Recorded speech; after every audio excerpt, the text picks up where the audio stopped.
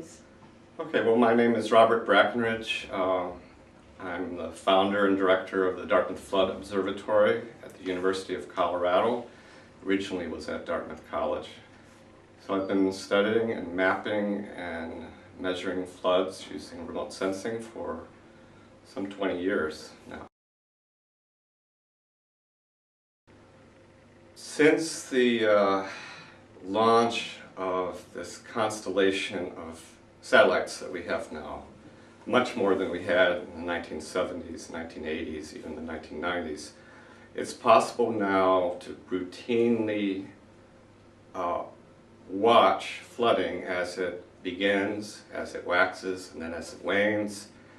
So not a snapshot of a flood event from above, but you can actually track flooding just as we track weather daily using NASA satellites, ESA satellites, sometimes other space agency satellites. And that's a new capability, and we're still learning how to take advantage of that capability.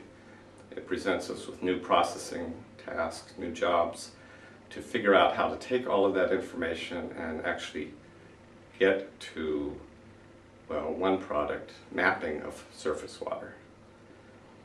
It turns out surface water is a lot more variable as seen from above than the space agencies really planned for.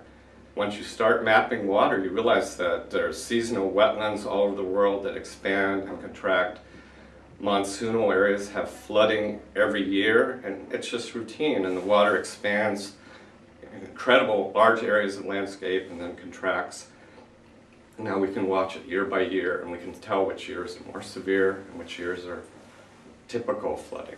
It's a very big, important distinction to make. Is this unusual or not?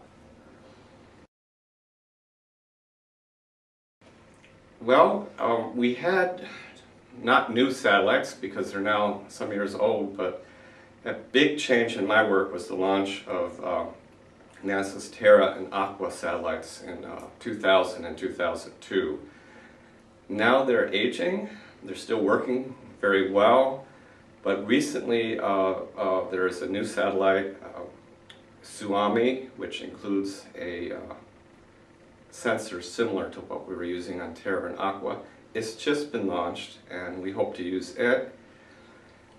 Just a few days ago, the Global Precipitation Measurement Mission satellite, the first one in a series, GPM satellite, was launched.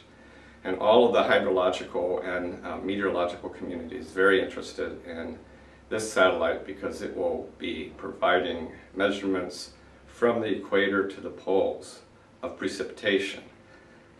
So including snowfall, and that's never been done before from this type of satellite.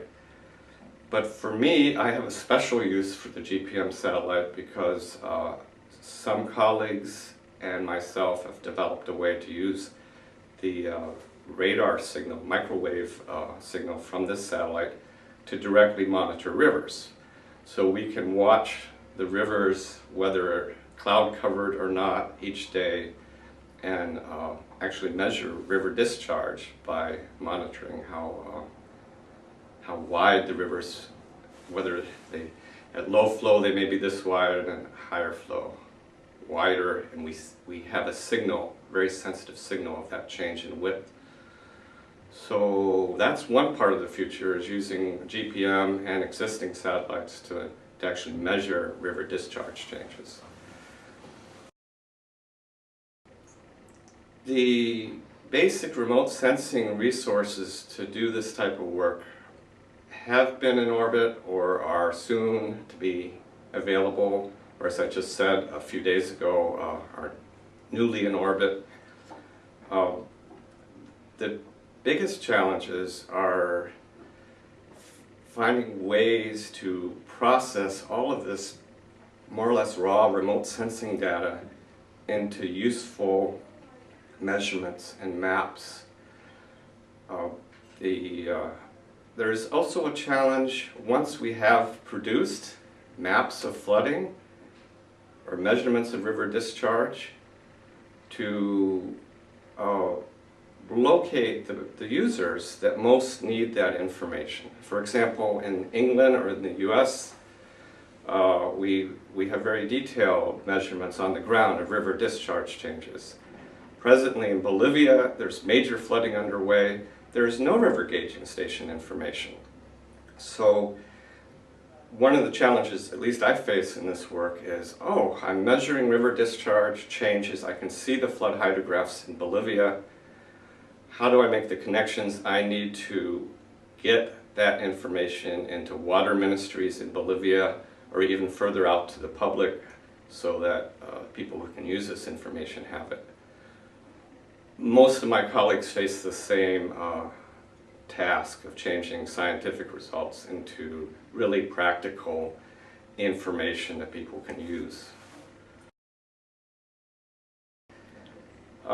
It's interesting for me to be at this meeting in Reading, or to visit Reading, or to visit England at this time, only some days and some weeks after a major flood event here, because I live in Colorado, and last September we had severe flooding there, and in fact my entire town was evacuated, and we were all out of our homes for 2 months, and our citizens of our town were spread all over Colorado in temporary housing. And so I've been studying floods all these years, and finally one came home to find me, and I thought a lot about this event, since it's just like the people in England are experiencing. It's up close, it's personal, even if you're not directly affected. You have friends or neighbors who are, or at least you have to drive a different way home because the bridge is out. And the unique message that I have is that when I moved into this town only 5 years ago in Colorado, I made sure my house was on higher ground, not in the floodplain, so I thought I was safe. Well, if your town is too much damaged by a flood event, it doesn't matter where you are in town. You are not safe. You're not safe unless your town is safe.